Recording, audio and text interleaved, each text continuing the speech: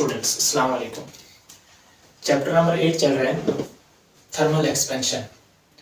आज हम उसके ये बेसिकली चैप्टर 8 में से सबसे ज़्यादा इंपॉर्टेंट इसमें से लॉन्ग क्वेश्चन बनते हैं और बहुत ही इंपॉर्टेंट ये चैप्टर है। आज हम थर्मल एक्सपेंशन को देख रहे हैं।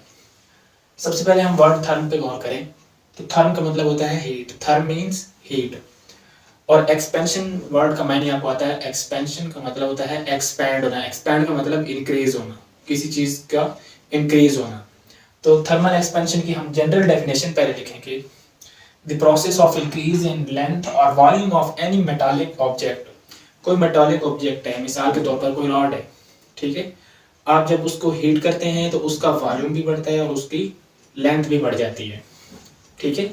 लेकिन हीट करने के बाद the process of increase in length or volume of any metallic object on heating it, this phenomena is known as thermal expansion। इस phenomena को हम thermal expansion का नाम देंगे, ठीक है। तो उसके बाद thermal expansion की टाइप्स देखनी है, ठीक है। इसकी दो टाइप्स हैं, linear thermal expansion और volume thermal expansion, और इन दोनों के मैथमेटिकल रिलेशंस ड्राइव करने हैं, ठीक है। सबसे पहले लीनियर थर्मल एक्सपेंशन अगर आप कह रहे हैं तो लीनियर लेंथ से है, ठीक है। इसकी डेफिनेशन पहले लिखेंगे। The process of increase in length of any metallic object,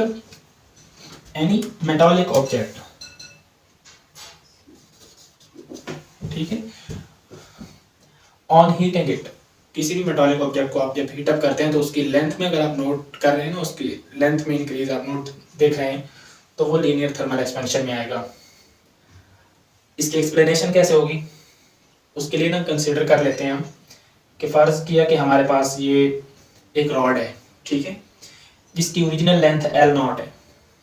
एक रॉड है जिसकी ओरिजिनल लेंथ क्या है, L0। O stand for original, ठीक है, L0 इसे हम पढ़ रहे हैं। अब इसको आपने हीटअप किया।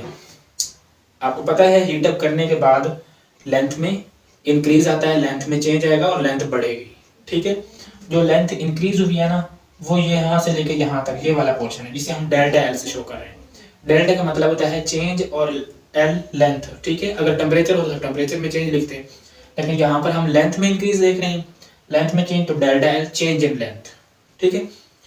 अब यहाँ पर देखें तो कहते हैं कि जो चेंज इन लेंथ है ना, वो ओरिजिनल लेंथ के डायरेक्टली प्रोपोर्शनल है।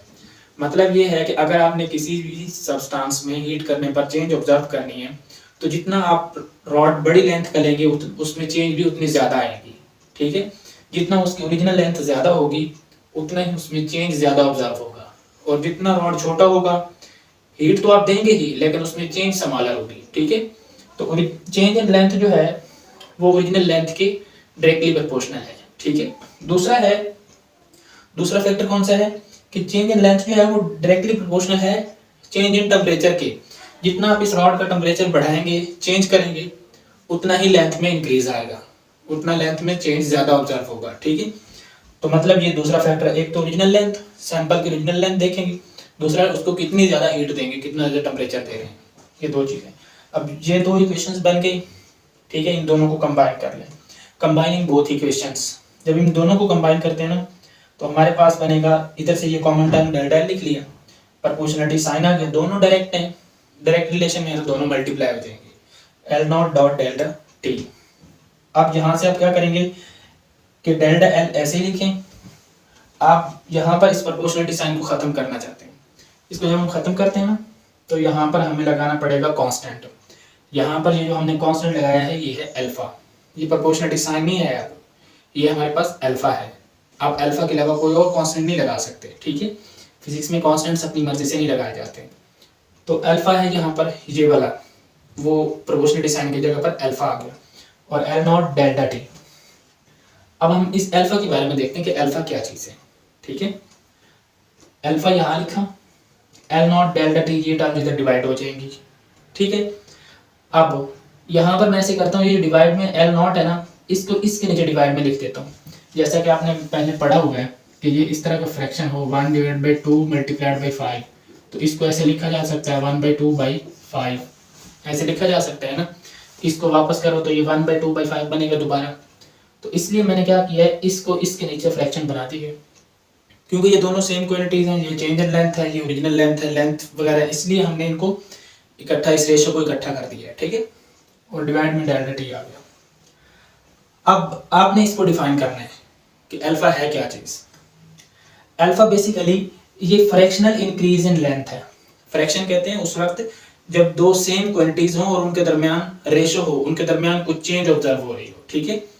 तो ये दो सेम क्वांटिटीज है ना, तो यहाँ पर हम लिखेंगे फ्रैक्शनल इंक्रीज इन लेंथ किसके लिहाज से, टेम्परेचर, ठीक है। तो यहाँ पर फ्रैक्शनल इंक्रीज इन लेंथ पर केल्विन टेम्परेचर, इसको हम कहेंगे coefficient of linear thermal expansion. इस अल्फा को हम coefficient of linear thermal expansion कहते हैं और इसकी डेफिनेशन यहीं से बनी है, जिसे रट्टा लगाने की जरूरत नहीं है। फ्रैक्शनल इंक्रीज इन लेंथ पर kelvin is called coefficient of linear thermal expansion, ठीक हो गया।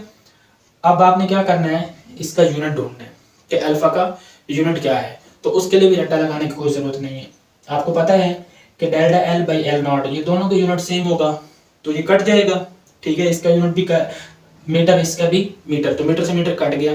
नीचे क्या है, टेम्परेचर, टेम्परेचर का यूनिट क्या आएगा, केल्विन, और लेकिन वो डिवाइड में है तो ऊपर आके क्या बनेगा, पर केल्विन, केल्विन माइनस 1, क्योंकि टेम्परेचर का ऐसा यूनिट जो है वो केल्विन है। लेकिन ये यहाँ पर क्योंकि रेसिप्रोकल है इसलिए ये ऊपर आएगा तो केल्विन माइनस 1, तो लिहाजा अल्फा का जो यूनिट होगा coefficient of linear thermal expansion का वो केल्विन माइनस 1 होगा। अब एक स्टेप और है, वो ये है कि इसी एक्सप्रेशन को दोबारा लिख लिए। वहां तो हमने अल्फा को बता दिया ना कि अल्फा क्या चीज़ है, जो कांस्टेंट ऑफ प्रोपोर्शनलिटी की जगह पर आया था। अब delta L is equal to alpha L not delta, ये इक्वेशन दोबारा लिख ली। अब आप जानते हैं डेल्टा एल मतलब होता है कि लेंथ में डिफरेंस, ठीक है, increase in length, final length minus original length. आपने जब हीटअप किया था ना इसको, तो हीटअप करने के बाद यहाँ तक ये लेंथ बढ़ गई थी, ये डेल्टा एल थी। लेकिन अब इसकी जो टोटल लेंथ है ना, ये वाली इफेक्टिव लेंथ जो टोटल बन रही है उसको हम एल कह रहे हैं। इस एल में से अगर आप एल नॉट निकाल दें तो ये डेल्टा एल ही बनता है ना, तो यानी कि L minus L not is equal to delta L, ठीक है। अब हमने क्या किया, इस डेल्टा एल की जगह पर ये वाली वैल्यू लिख दी, एल माइनस एल नॉट, ठीक है, और ये अल्फा एल नॉट डेल्टा वैसे लिख दी है, ठीक। अब इस एल नॉट को हम उस साइड पर लेके चले गए, जब हम इसको इधर लेके आए हैं तो प्लस का हो जाएगा, और ये टर्म हमने वैसे ही लिख दी, ठीक है। इन दोनों में एल नॉट मौजूद है, दोनों में से एल नॉट कॉमन आ जाएगा, ठीक है। दोनों में से एल नॉट कॉमन आया, यहाँ पर क्या रह गया 1 प्लस लगाया, अल्फा एल नॉट बाहर चला गया, डेल्टा टी रह गया। तो ये हमारे पास नेट इफेक्टिव लेंथ है, जो हम देख सकते हैं कि हीटअप करने के बाद उस रॉड की टोटल लेंथ कितनी हो चुकी है। लेकिन टेम्परेचर डिफरेंस जो है वो केल्विन में होना चाहिए, ठीक है। टेम्परेचर आपको जो भी दिया गया हो कोशिश करें कि उसे केल्विन में कन्वर्ट कर लें, ठीक है। फिर उसका डिफरेंस निकालें। अल्फा की वैल्यू भी हर मटेरियल के लिए सेम नहीं होती, ठीक है। आयरन का रॉड है, एल्यूमिनियम वायर है, या कोई भी और ऑब्जेक्ट है, तो हर एक के लिए अल्फा की वैल्यू चेंज होती है, क्योंकि वो मटेरियल के नेचर पर डिपेंड करती है, ठीक है। तो जो भी न्यूमेरिकल होगा वहाँ वैल्यूज दी हुई होंगी। तो ये एक्सप्रेशन याद रखें और ये याद रखें, ये आपने ड्राइव भी करने लॉन्ग में और न्यूमेरिकल्स में भी इस्तेमाल करें जी। अब है वॉल्यूम थर्मल एक्सपेंशन। पहले हमने लीनियर थर्मल एक्सपेंशन पढ़ा, अब वॉल्यूम थर्मल एक्सपेंशन। अगर आपको वो समझ आ गया है तो ये बिल्कुल उससे मिलता जुलता है, बहुत ही आसान है, ठीक है। इस पे आपको कोई मुश्किल नहीं होगी। सबसे पहले वॉल्यूम थर्मल एक्सपेंशन को डिफाइन करेंगे जिस तरह आपने लीनियर थर्मल एक्सपेंशन को डिफाइन किया था। तो वॉल्यूम है the process of increase in volume of any metallic object on heating it. जब किसी मेटालिक ऑब्जेक्ट को आप हीटअप करते हैं, ठीक है, तो हीटअप करने पर उसका वॉल्यूम बढ़ जाता है। वॉल्यूम बढ़ने का मतलब है कि उसकी तीनों डायमेंशन से इंक्रीज आता है। पहले आपने एक डायमेंशन देखे थी ना, सिर्फ लेंथ को बढ़ता देख रहे थे, लेकिन अगर आपके पास कोई क्यूबिक शेप का ऑब्जेक्ट हो, ठीक है, तो क्यूब की लेंथ भी होती है, विड्थ भी होती है और हाइट भी होती है। तो product of length, width and height क्या कहलाता है, वॉल्यूम, ठीक है। क्योंकि मल्टीप्लाई करें इसके यूनिट्स को तो मीटर क्यूब बनता है। तो इसलिए हम कह सकते हैं कि तीनों डायमेंशन से जब इंक्रीज आता है तो उसे हम वॉल्यूम कहते हैं कि वॉल्यूम बढ़ गया इसका। लेकिन हीट करने से पहले उसका वॉल्यूम वी नॉट है, ओरिजिनल वॉल्यूम है, ठीक है। तो इसमें हम देखते हैं कि जो चेंज इन वॉल्यूम होगा वो ओरिजिनल वॉल्यूम के डायरेक्टली प्रोपोर्शनल होगा। यानी कि जितना आपने क्यूब बड़ा लिया है उसमें चेंज भी उतना ज़्यादा ऑब्जर्व करेंगे, और जितना आपने उसका क्यूब छोटा लिया है, यानी कि छोटा सा ऑब्जेक्ट लिया है, छोटा मेटालिक ऑब्जेक्ट है, ठीक है, तो उसकी तीनों डायमेंशंस में इंक्रीज भी थोड़ा सा ऑब्जर्व होगा, ठीक है। अच्छा, एक तो ये हो गया। दूसरा है कि change in volume is directly proportional to change in temperature. जितना आप टेम्परेचर ज़्यादा देंगे, टेम्परेचर में चेंज ज़्यादा लाएंगे, उसमें जितनी आप हीट एनर्जी ज़्यादा देंगे, तो मतलब ये है कि उसके वॉल्यूम में भी चेंज ज़्यादा ऑब्जर्व होगा। ठीक है, वॉल्यूम ज़्यादा बढ़ेगा। तो ये फैक्टर तो दोनों में कॉमन है। उसमें लेंथ था क्योंकि लीनियर था, ये वॉल्यूम है तो इसलिए वी नॉट आया है, और ये दूसरा फैक्टर कांस्टेंट है, दोनों में सेम है। अच्छा जी, अब हम क्या करेंगे कि इन दोनों इक्वेशंस को कंबाइन कर लेंगे। कंबाइनिंग बोथ इक्वेशंस, तो डेल्टा वी इधर लिखा प्रोपोर्शनल टू, क्योंकि डायरेक्ट रिलेशन है तो इन दोनों को मल्टीप्लाई कर देते हैं, V not dot delta T. अब हमारा काम क्या है कि इसको ख़त्म करें। ठीक है, इसको जब हम ख़त्म करते हैं तो हमें कांस्टेंट लगाना पड़ता है, लेकिन फिजिक्स में कांस्टेंट अपनी मर्जी से नहीं लगाते, यहाँ हमें बीटा लगाना है। ठीक है, और ये हमारे पास V not dot delta T वैसे आ गया। हमने अब बताना है कि बीटा यहाँ है क्या चीज़, तो उसको बताने के लिए बीटा को यहीं रहने दें और इन दोनों को इधर डिवाइड कर दें। ठीक है, ये डिवाइड कर दिया। अब ये जो डिवाइड में है वी नॉट, जिस तरह हमने पहले एक्सप्रेशन में पढ़ा है, वी नॉट को मैं इसके नीचे डिवाइड में लिख सकता हूँ, delta V by V not divide by delta T. अब यहाँ से आप जिस तरह आपने लीनियर थर्मल एक्सपेंशन कोफिशिएंट को डिफाइन किया था, यहाँ पर आप वॉल्यूम थर्मल एक्सपेंशन कोफिशिएंट को भी ऐसे ही डिफाइन कर सकते हैं। देखिए ये बीटा जो है ये वॉल्यूम थर्मल एक्सपेंशन कोफिशिएंट है। ठीक है, इसको कैसे डिफाइन करेंगे, फ्रैक्शनल इंक्रीज इन वॉल्यूम पर kelvin is called coefficient of volume thermal expansion. जबकि लीनियर थर्मल एक्सपेंशन क्या था, फ्रैक्शनल इंक्रीज इन लेंथ पर केल्विन, वो हमारे पास अल्फा था, और फ्रैक्शनल इंक्रीज इन वॉल्यूम पर केल्विन इज कॉल्ड बीटा, यानी कि coefficient of volume thermal expansion. अब ये हमने इसके बारे में बता दिया। अब नेक्स्ट चलते हैं, ये एक्सप्रेशन दोबारा लिख दी, delta V beta V naught delta T again लिख दिया। अब हम क्या करेंगे, हमें मालूम है डेल्टा वी किसके इक्वल होता है, वी माइनस वी नॉट, यानी कि फाइनल वॉल्यूम हीट देने के बाद और ओरिजिनल वॉल्यूम हीट देने से पहले, उसमें डिफरेंस चेंज इन वॉल्यूम या इंक्रीज इन वॉल्यूम के इक्वल आता है। ये इसकी जगह पर ये दो चीज़ें, ये वाले टर्म्स लिखती हैं। ठीक है, और ये हमने यहाँ ऐसे लगा दिए। वी नॉट को आप इस साइड पर ले आए, प्लस का वी नॉट हो गया, beta V naught delta T.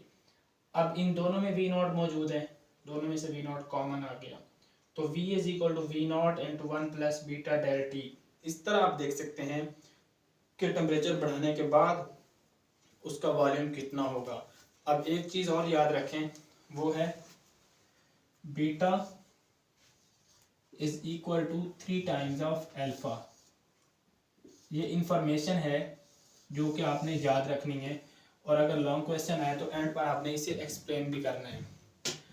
अब ये क्या चीज़ है, ये हमें क्या बता रहे हैं expression, this expression describes that volume thermal expansion is 3 times greater than the linear thermal expansion. यानी कि अगर मिसाल के तौर पर एक ऑब्जेक्ट है, यही क्यूब है, ठीक है, कहते हैं कि इसकी जो लेंथ इंक्रीज होती है ना, वो इसके और इसका जो वॉल्यूम इंक्रीज होता है, वॉल्यूम 3 टाइम ग्रेटर एक्सपैंड होता है एज कंपेयर टू लेंथ। ठीक है, उसकी लेंथ एक डायमेंशन में इतना नहीं बढ़ेगा जितना कि तीनों डायमेंशन में एक्सपेंशन उसकी होगी। ठीक है ना, तो कहने का मतलब ये है कि वॉल्यूम थर्मल एक्सपेंशन कोफिशिएंट जो है वो 3 टाइम ग्रेटर है लीनियर थर्मल एक्सपेंशन कोफिशिएंट के। मतलब वॉल्यूम में चेंज 3 टाइम ग्रेटर ऑब्जर्व होगी। अगर लेंथ 1 मीटर बढ़ी है, ठीक है, तो वॉल्यूम 3 मीटर बढ़ेगा। ठीक है, तो इसलिए जो है 3 इंटू 1 3 मीटर बन जाएगा। ठीक है, तो मतलब कहने का ये समझाने के लिए मैंने कहा है कि अगर यानी कि वॉल्यूम में जो इंक्रीज है वो 3 टाइम ग्रेटर होगी लीनियर लेंथ में इंक्रीज के। ठीक है, इस एक्सप्रेशन का ये मतलब।